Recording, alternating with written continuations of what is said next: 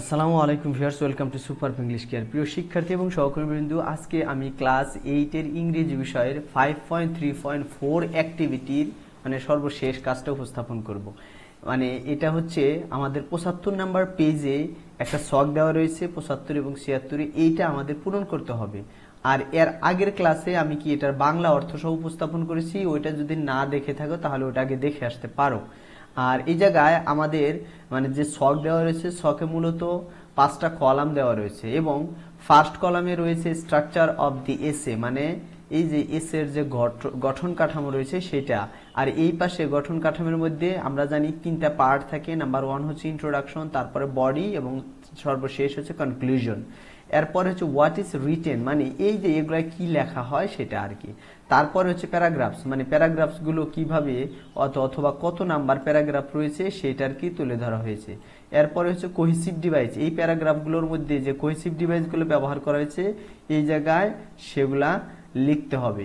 এরপরে হচ্ছে purposes of using the cohesive devices, এই যে কোহেসিভ ডিভাইসগুলো ব্যবহার করা হয়েছে সেগুলোর কি পারপাস কি অথবা উদ্দেশ্যটা কি।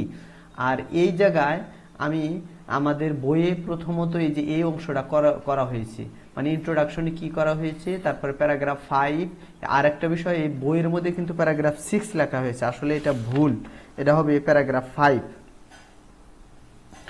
এরপরে হচ্ছে যে এই প্যারাগ্রাফের মধ্যে কোনো কোহেসিভ ডিভাইস ব্যবহার করা হয়নি সেটাই বলা হয়েছে। এবং এরপরে সেই কারণে এই যে এটা যেহেতু কোহেসিভ ডিভাইসে ব্যবহার করা হয়নি সেই কারণে এটা ফাঁকা রাখা হয়েছে।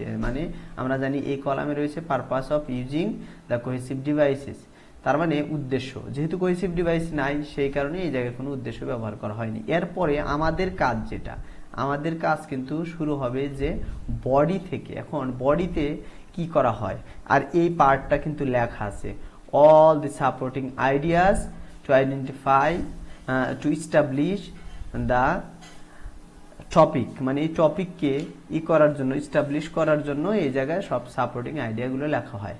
আর এই কলামটা পূরণ করাই আছে। আমাদের কাজ হচ্ছে তাহলে এই জায়গায় কি বসবে, বডির যে শুরু প্যারাগ্রাফ, এটা হচ্ছে 3 নাম্বার প্যারাগ্রাফ। এখন 3 নাম্বার প্যারাগ্রাফের বিভিন্ন বইয়ে শুধু যে ফার্স্টলি দেওয়া রয়েছে, তার বাকিগুলো আর দেওয়া নাই। কিন্তু আসলে আমরা জানি যে কোহেসিভ ডিভাইস কোনগুলো, আমাদের যে 8-এর বই রয়েছে এই জায়গায় কিন্তু 3টা বলা হয়েছে। নাম্বার 1 বলা হয়েছে যে কিছু দেওয়া রয়েছে, আমাদের প্রোনাউন রয়েছে, কনজাংশন রয়েছে এবং কিছু অ্যাডভার্ব অথবা কিছু শব্দ রয়েছে যেগুলো আমরা কোহেসিভ ডিভাইস ব্যবহার করি। তার মধ্যে অনেক বইয়ে শুধু যে ফার্স্টলি দেওয়া রয়েছে, সেকেন্ডলি, থার্ডলি এগুলো দেওয়া রয়েছে, বাকিগুলো আর দেওয়া নাই। কিন্তু এগুলো কিন্তু আসলে কোহেসিভ ডিভাইস, একটু লক্ষ্য করলেই বোঝা যাবে। তার এই জায়গায় আমি যেগুলো এটা আর পড়তেছি না, ফার্স্টলি, অ্যাজ, দ্যাট, অ্যান্ড, এগুলো হচ্ছে কোহেসিভ ডিভাইস। আর এই জায়গায়ও সেই কারণে এগুলো লিখেছি। আর পারপাসটা কি, এই জায়গায় ফার্স্টলি ব্যবহার করা হয়েছে কেন, টু মেক আ সিকোয়েন্স ইম্পর্টেন্স। আমরা জানি যে একটা কোনো ঘটনার যদি অনেকগুলো সিকোয়েন্স থাকে, একটার পর একটা ঘটছে, সেই কারণে আমরা শুরু করব কি ফার্স্টলি, সেকেন্ডলি, এরকম ভাবে ফার্স্টলি দ্বারা শুরু করা হয়েছে। এরপরে হচ্ছে অ্যাজ এর উদ্দেশ্য কি, two connect the sentences that make the ideas meaningful, এই যে এই সেন্টেন্সকে সংযুক্ত করা যে আইডিয়াটা কি করে, মিনিংফুল করে। এরপরে হচ্ছে দ্যাট কি, দ্যাট ব্যবহার করার উদ্দেশ্য হচ্ছে এই যে 3 নাম্বারে, to connect another part of the sentence, এই সেন্টেন্সের আরেকটা পার্ট সংযুক্ত করা। আবার আরেকটা হচ্ছে কি অ্যান্ডটা কেন ব্যবহার করা হয়েছে, অ্যান্ড ব্যবহার করা হয় যে সিমিলার কোনো ক্লজ হতে পারে, কোনো নাউন হতে পারে, কোনো প্রোনাউন হতে পারে, এদেরকে যুক্ত করার জন্য, কোনো আইডিয়া হতে পারে। আর এই জায়গায় ব্যবহার করা হয়েছে to connect the similar ideas, similar আইডিয়াকে সংযুক্ত করার জন্য ব্যবহার করা হয়েছে। এরপরে আমরা যাব যে পরের পার্টে কি রয়েছে। সেকেন্ডলি, বডির যে 2 নাম্বার প্যারাগ্রাফ, সেটা হচ্ছে টুতে secondly, the bird has taught Prosun the value of hard work, every day it tirelessly searches for food and takes care of its young, he has learned that. তার that hard work is essential for achieving success. এই জায়গায় secondly, and, that, আবার এই পাশে that, এগুলো হচ্ছে কি মূলত আমাদের কোহেসিভ ডিভাইস। এই জায়গায় সেই কারণে বলা হয়েছে 3টা কোহেসিভ ডিভাইস, সেকেন্ডলি, অ্যান্ড এবং দ্যাট। এবং এটার উদ্দেশ্য দেখেন সেকেন্ডলি কি এর আগে কিন্তু মানে সিকোয়েন্স শুরু করেছে, সেই কারণে বলা হয়েছে to show the sequence of birds activity. মানে এই আমরা জানি এই এসেটাই লেখা হয়েছে মূলত মানে প্রসূনকে কিভাবে বার্ডসটা শিক্ষা দিয়েছে সেগুলো তুলে ধরা হয়েছে। এখন এই জায়গায় সেকেন্ডলি দ্বিতীয় নাম্বার, সেই কারণে বলা হয়েছে to show the sequence of birds activity, মানে পাখির যে কাজ রয়েছে সেই কাজের সিকোয়েন্স দেখানোর জন্য। এরপরে হচ্ছে অ্যান্ড কেন ব্যবহার, two connect the ideas of same importance, মানে এমন আইডিয়া যেটা খুব মানে একই রকম গুরুত্বপূর্ণ সেই আইডিয়াকে সংযুক্ত করার জন্য ব্যবহার করা হয়েছে। তারপর হচ্ছে দ্যাট ব্যবহার করা হয়েছে two make a connection between ক্লসেস।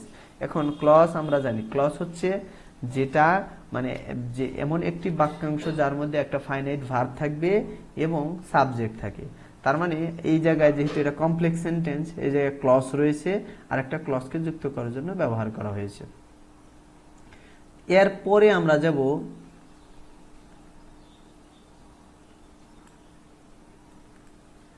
এরপরে রয়েছে আমাদের বডি প্যারাগ্রাফ 2 এবং এই জায়গায় 3 নাম্বার যে প্যারাগ্রাফ রয়েছে, 3 নাম্বার প্যারাগ্রাফ। এখন ফার্স্ট, সেকেন্ড, থার্ড গেল, এখন তাহলে সেকেন্ড গেল, তাহলে আসবে কি অটোমেটিক্যালি থার্ডলি চলে আসবে। Thirdly, the bird has demonstrated the importance of being adaptable. It adjusts its behavior to different situations, showing Proshun that flexibility is necessary for success. এরপরে হচ্ছে he has learned that change is constant and it is important to be able to adjust to it. The bird has shown him that being adaptable is a valuable skill that can help one navigate through difficult situation. তাহলে এইগুলোর মধ্যে যদি আমরা search করি, আমি এই জায়গায় দেখিয়ে দিয়েছি যে কোনগুলো হচ্ছে কি কোহেসিভ ডিভাইস। থার্ডলি, তারপরে দ্যাট এবং অ্যান্ড, এগুলো মূলত কোহেসিভ ডিভাইস। আর এই জায়গায় উদ্দেশ্য, প্রথমটার উদ্দেশ্য কি টু মেইনটেইন দ্য সিকোয়েন্স, মানে আমরা জানি যে সিকোয়েন্স শুরু হয়েছে এই মেইনটেইন করার জন্য ব্যবহার করা হয়েছে। তারপর হচ্ছে দ্যাট ব্যবহার করেছে to make a connection between two classes, এই জায়গায় আরেকটা ক্লসের সাথে সংযুক্ত করার জন্য। আর অ্যান্ড ব্যবহার করেছে to join the ক্লসেস of similar ideas, মানে যে দুইটা আইডিয়াকে সিমিলার আইডিয়া সংযুক্ত ক্লসকে যুক্ত করার জন্য এই অ্যান্ড ব্যবহার করা হয়েছে। এর পরে রয়েছে যে 4 নম্বর প্যারাগ্রাফ, যেটা অর্থাৎ এই বডি প্যারাগ্রাফ শেষ হয়ে যাবে 4 নম্বর লাইনে যেটা রয়েছে প্যারাগ্রাফ 1। তাহলে এই জায়গায় ফাইনালি আমরা যেহেতু জানি যে এইটা আমরা শেষ করে দেব, finally the bird has provided Prosun with a constant source of joy and comfort. এই জায়গায় ফাইনালি হচ্ছে আমাদের কোহেসিভ ডিভাইস, এপাশে অ্যান্ড দ্যাট। তাহলে এই জায়গায় ফাইনালির ব্যবহারের উদ্দেশ্যটা কি এই জায়গায় আমাদের উল্লেখ করতে হবে। ফাইনালি কি to show the final step of the sequence, মানে এর আগে যে সিকোয়েন্স শুরু করেছে এটা হচ্ছে ফাইনাল স্টেপ। তারপর এন্ড ব্যবহার করা হয়েছে কি to join the similar thing, মানে একই রকম বস্তু কানেক্ট করার জন্য। আর দ্যাট ব্যবহার করা হয়েছে কি to connect another part of the sentence, মানে সেন্টেন্সের আরেকটা অংশ সংযুক্ত করার জন্য ব্যবহার করা হয়েছে। এরপরে আমাদের সর্বশেষ যেটা রয়েছে কনক্লুশন, আর এটা হচ্ছে কনক্লুশন হচ্ছে প্যারাগ্রাফ নাম্বার 4। আর আমাদের কনক্লুশন যেহেতু একটা প্যারাগ্রাফ সেই কারণে এই জায়গায় কোনো নাম্বারিং নেই।